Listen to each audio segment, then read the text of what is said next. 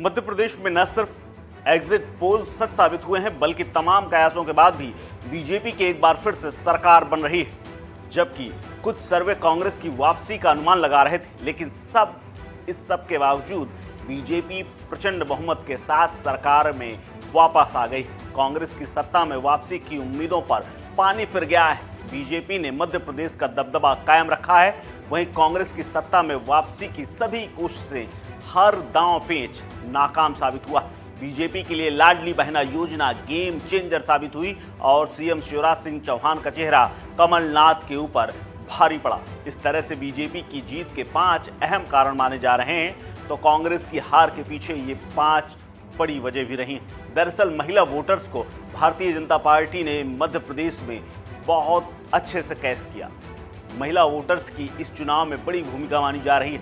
लाडली बहना योजना का दांव चुनाव में बीजेपी के लिए गेम चेंजर साबित हो गया और लाडली बहना योजना के तहत 1 करोड़ 31 लाख महिलाओं के खाते में जो 1250 रुपए जा रहे थे, जिसकी किस्त अब काम कर चुके, यानी बीजेपी ने इसे भुना लिया है। बीजेपी को इसका सीधा फायदा हुआ है, इसीलिए एग्जिट पोल में उसे अच्छी खासी सीटें और दोबारा सत्ता में वापसी की राह दिखा रहे थे। लेकिन आज जब परिणाम अब सामने आए हैं, तो बीजेपी यहां पर बम्पर जीत हासिल कर चुकी है। सूबे की 34 सीटों पर महिलाओं ने पुरुषों की तुलना में ज्यादा मतदान किया है, ऐसा अनुमान था और ये अब सच साबित हुआ है। इसके अलावा बीजेपी के लिए मोदी और अमित शाह की रणनीति सबसे बड़ी रही।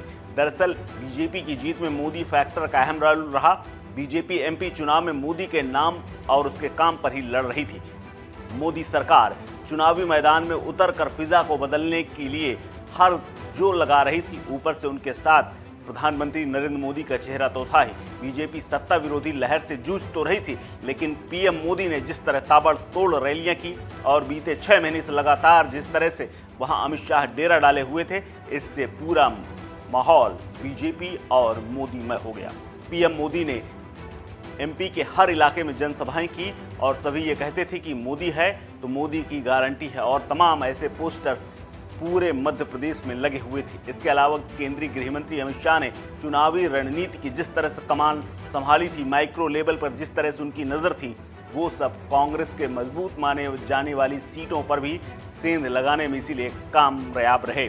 इसके अलावा बूथ प्रबंधन का तो अमित शाह की योजनाओं का कोई जवाब ही नहीं। इसीलिए जो भी नाराज नेता थे, उनको भी मनाने के लिए आराम से समय मिला और उन सबको मना लिया गया, जिसका फायदा उन्हें दिख गया है। इसीलिए केंद्रीय नेतृत्व की जो रणनीति थी, वो ही बीजेपी के मध्य प्रदेश में अहम जीत की वजह मानी जा रही है। इसके अलावा शिवराज का जो चेहरा था, वो लाडली बहनों और भांजे भांजियों के ऊपर बेहद अच्छे से, या यूं कहें बहुत गहरा उसका असर है। लेकिन सीएम शिवराज चुनाव को जिस तरह से लीड कर रहे थे, शिवराज बनाम कमलनाथ के बीच जो जंग मानी जा रही थी, उसमें शिवराज की लोकप्रियता कमलनाथ से बहुत आगे है। इसीलिए एग्जिट पोल के बाद परिणामों में भी इसका असर खूब दिखा गया और इसी का फायदा बीजेपी को इस चुनाव में हुआ। महिलाओं के बीच शिवराज जितने लोकप्रिय हैं, जितनी उनकी लोकप्रियता और उनका मानना है, या वो जितना रोम रोम में बसे हुए हैं जनता के, उसमें कमलनाथ कहीं नहीं टिकते हैं। उनकी पकड़ बहुत ढीली है। कर्नाटक की हार से भी बीजेपी ने एक बड़ा सबक लिया और मध्य प्रदेश के चुनावों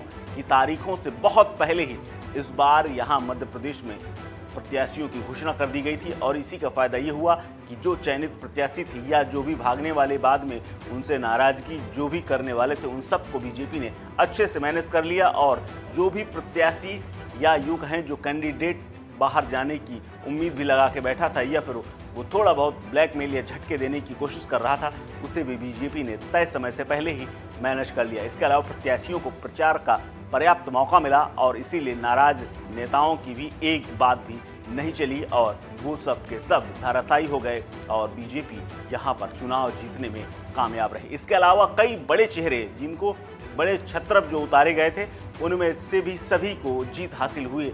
सिर्फ फग्गन सिंह कुलस्ते एक ऐसे नेता रहे जिनको हार का सामना करना पड़ा है। इसके अलावा चाहे वो बुंदेलखंड हो या फिर विंध्य, सभी जितने सांसद उतारे गए थे और केंद्रीय मंत्री जो उतरे थे, और यहाँ तक कि कैलाश विजयवर्गीय का असर इतना रहा कि जीतू पटवारी तक अपना चुनाव हार गए। यानी जो बड़े चेहरे उतारे गए थे मध्य प्रदेश में, उसका असर भी बीजेपी ने भरपूर देखा और इसीलिए उसे बम्पर जीत मिली है और उसका फायदा सीधे दिखा है। इसके अलावा हिंदुत्व का जो दांव था मध्य प्रदेश में वो भी देखने को मिला। दरअसल बीजेपी ने कई पोस्टर ऐसे लगाए थे कि बन रहा है राम मंदिर, और राम मंदिर और बीजेपी ने जिस तरह से बड़े पोस्टर लगा करके उसको प्रसारित किया था और हिंदुत्व का जो मुद्दा उठाया था, और उन्होंने ये कहा था कि बेटियों की, महिलाओं की और हिंदुओं की जो सुरक्षा है, रक्षा है, वो हम ही कर सकते हैं, उसका भी बहुत बड़ा फायदा बीजेपी को मिला और हिंदुत्व का कार्ड भी यहाँ चल गया। इसीलिए अमित शाह, प्रधानमंत्री नरेंद्र मोदी और योगी पूरा एजेंडा हिंदुत्व का सेट करने में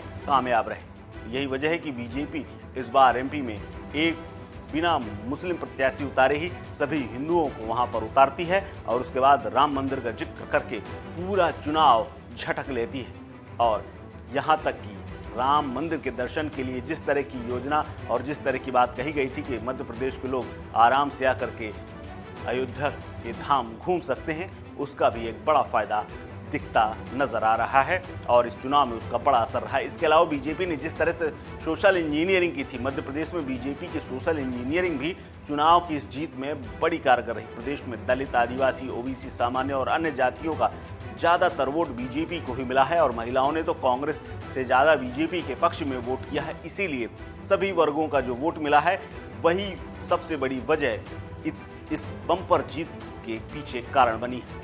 सर्वे हो या तमाम राजनीतिक पंडित इस पूरी जीत से, यानी बीजेपी और शिवराज सिंह चौहान की जो मध्य प्रदेश में जीत हुई है, उसका लोहा मान रहे हैं। और फिलहाल ये भी माना जा रहा है कि इसकी काट कांग्रेस के पास दूर दूर तक नहीं है। भले ही वो दिग्विजय सिंह और कमलनाथ बड़े बड़े वादे करते रहे, बड़ी बड़ी बातें कहते रहे, लेकिन वो कहीं भी पार नहीं पाए। और इस सब के बीच में ग्वालियर, चंबल के इलाकों में जहां सिंधिया का जोर है, जहां सिंधिया की स्थिति मजबूत है, वहां पर भी बहुत अच्छा रिजल्ट देखने को मिला है और यहां पर भी बम्पर जीत हासिल हुई है। फिलहाल इस खबर में इतना ही। अपडेट्स के लिए बने रहिए वन इंडिया हिंदी के साथ।